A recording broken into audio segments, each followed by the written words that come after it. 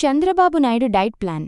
ఆంధ్రప్రదేశ్ ముఖ్యమంత్రి, టీడీపీ అధినేత చంద్రబాబు నాయుడు గారు తినేవాటిపై చాలా జాగ్రత్త వహించే వ్యక్తి. ఆహారం విషయంలో ఆయనకి గట్టి నియమాలు ఉన్నాయి. ఒక ఇంటర్వ్యూలో చంద్రబాబు మాట్లాడుతూ తినేందుకు బతకను, బతకేందుకు తింటాను అని చెప్పడం గమనార్హం. ఆయన తీసుకునే ఆహారం ఎప్పుడూ సాధారణంగా ఉండేదే.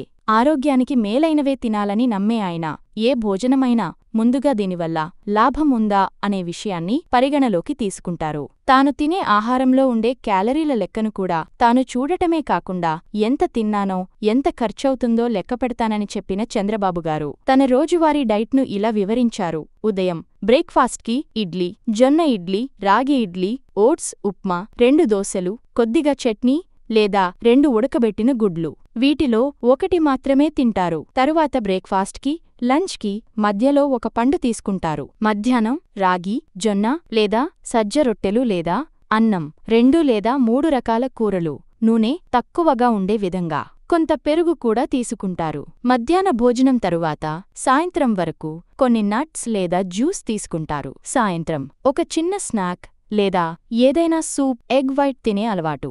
రాత్రి నిద్రకు ముందు ఒక గ్లాస్ పాలు మాత్రమే తీసుకుంటారు.